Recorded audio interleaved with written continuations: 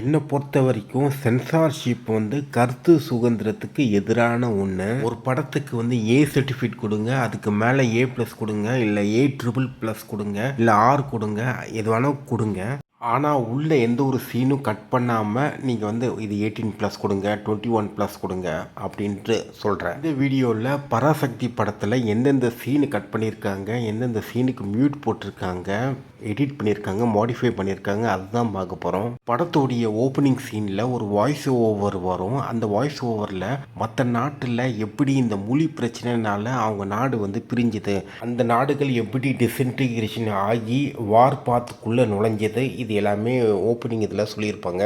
Example, பாகிஸ்தானில் நடந்த உருது பெங்காலி, ஸ்ரீலங்காவில் நடந்த சிங்கள தமிழ் பிரச்சனை இல்லை, போர், அது ஒரு மிகப்பெரிய ஒரு தீண்டாமை.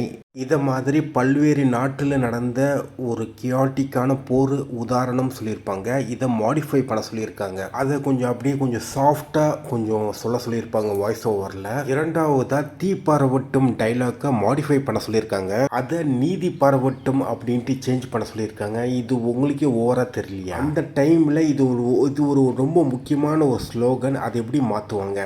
ஆனால் மாற்ற சொல்லிட்டாங்க, மாற்றிட்டாங்க. ஸோ இதுதான். மூணாவது, பட்டு நூலா அந்த வார்த்தையை நீக்க சொல்லியிருக்காங்க. பட்டு நூலா ஒரு பிராமின்ஸை குறிக்கிற வார்த்தை. அது ஒரு கெட்ட வார்த்தையா, ஸ்டீரியோடைப்பா, இல்லை ஸ்லர் வேர்டா, அது என்னன்றது தெரில. தெரிஞ்சால் கமெண்ட் பண்ணுங்க. பாட்டு இருக்கும், பட்டு பூவே மெட்டு பாடு, கலந்தாடி கவி பாடுவா, அந்த பட்டு தான் தெரியும். அதுக்கப்புறம் பட்டு புடவை அப்படின்னு ஒன்று சொல்லுவாங்க, அவ்வளோதான். நாலாவது பார்த்தீங்கன்னா பாஸ்டர்ட். ரஜினிகாந்த் பழைய படத்தில் சொல்லுவார், பிளடி பாஸ்டர்ட். இந்த படத்துடைய முக்கியமான கோரான விஷயம் என்னென்னா, ஒரு மொழி போர். இது ஒரு ஆதிக்கத்தை எதிர்த்து நடக்கிற ஒரு மிகப்பெரிய புரட்சி. அதே சமயத்தில் டிஎம்கேயில் இருக்கிறவங்க இந்த மூவி அவங்களுக்கு ஒரு ஹெல்ப்ஃபுல்லாக இருக்கும்ன்ட்டு நம்புகிறாங்க இப்போ ரிலீஸ் பண்ண. அதனால சென்சார் போர்டு யூனியன் கவர்மெண்ட் கண்ட்ரோலில் இருக்குது, பிஜேபி கண்ட்ரோலில் இருக்குது. அவங்க பார்த்திங்கன்னா வச்சு செய்வாங்க, கட் பண்ணிகிட்டே இருப்பாங்க நிறைய காட்சிகள்லாம். அந்த மாதிரி இருக்கும்போது இந்த பாஸ்டர்ட் இந்த மாதிரி வார்த்தைகள்லாம் வரும்போது சென்சார் போர்டு பார்த்திங்கன்னா ஈஸியாக மாட்டிடும் அவங்க கண்ணில். அப்படி உங்களுக்கு நல்லாவே தெரியும் இந்த மாதிரி பண்ணுவாங்கன்ட்டு. அப்படி தெரிஞ்சும் நீங்கள் இந்த பாஸ்டர்ட் வைக்கிறீங்கன்னா நீங்கள் ஏன் வைக்கிறீங்கன்னு தெரியல. வேறு ஒரு ரைட்டரை வச்சு வேறு ஒரு சில கருத்தை நீங்கள் கொஞ்சம் ரைட்டிங் கொஞ்சம் வேறு மாதிரி பண்ணியிருந்துருக்கணும், அவ்வளோதான். அதுதான் சொல்ல வரேன். இது அந்த டைமில் யூஸ் பண்ண வார்த்தை தான். ஆனால் யூனியன் கவர்மெண்ட்டு பார்த்திங்கன்னா எப்போ எதை வெட்டலாம், என்ன பண்ணலாம், எப்போ இவங்களுக்கு ஆப்பு வைக்கலாம் அப்படின்னு தானே இருக்கானுங்க. அந்த டைமில் நம்ம எதுக்கு அவங்ககிட்ட ஒரு தானாகவே வெண்ணெய் எடுத்து கொடுக்கணும். அதுக்கப்புறம் சிரிக்கி என்ற வார்த்தையை மியூட் பண்ண சொல்லியிருக்காங்க பல இடத்துல. அந்த வார்த்தை இந்த மூவியில் பார்த்திங்கன்னா எதுக்கு யூஸ் பண்ணாங்கன்னு தெரில. ஒருவேளை ரொமான்டிக் போர்ஷனுக்கு யூஸ் பண்ணாங்களான்னு தெரில. அதே சமயத்தில் சிரிக்கின்ற வார்த்தை பார்த்திங்கன்னா தமிழ் படத்தில் நிறைய பாட்டில் வரும். ஆறாவது பார்த்திங்கன்னா கொடியில் காய வச்ச துணி மாதிரி, அந்த வார்த்தையை மியூட் பண்ணியிருக்காங்க. இது ஏதோ ஒரு டபுள் மீனிங் போல், ஒருவேளை எப்படி வேணால் இருக்கலாம்.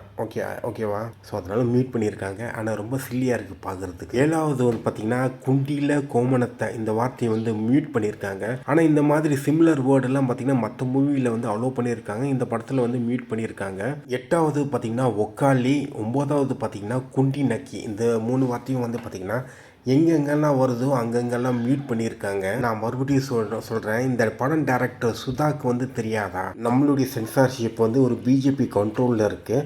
அது அந்த பிஜேபியோடைய ஐடியாலஜிக்கு எதிராக எந்த படம் வந்தாலும் அந்த படத்தை நோண்டி அப்படியே கட் பண்ணிகிட்டே வெட்டி எடுப்பாங்கன்ட்டு தெரியாதா?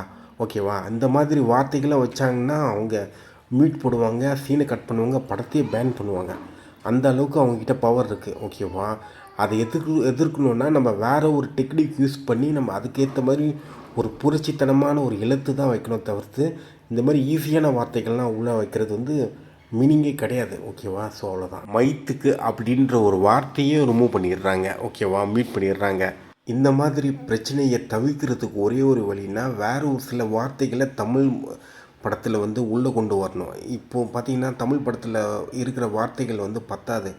ஆங்கிலத்தில் பார்த்திங்கன்னா ஆங்கில மூவிஸ்லலாம் பார்த்திங்கன்னா அவங்க நிறைய வேர்டு யூஸ் பண்ணுவாங்க யூசேஜுக்கு. அதே மாதிரி தமிழ் மூவிலையும் நிறைய வேர்டு யூசேஜ் பண்ணுறதை தவிர்த்து வேறு வழி கிடையாது. ஸோ இதுதான் என்னோடய ஒப்பீனியன். அண்ட் இதுதான் பார்ட் 1 வீடியோ. பார்ட் 2 வீடியோ அடுத்தது வரும். Bye bye, take care, love you all. And உங்களுக்கு இந்த வீடியோ பிடிச்சிருந்தால் லைக் பண்ணுங்கள், ஷேர் பண்ணுங்கள், சப்ஸ்கிரைப் பண்ணுங்கள். உங்களோட கருத்தை கமெண்ட் செக்ஷனில் போடுங்க. Thank you.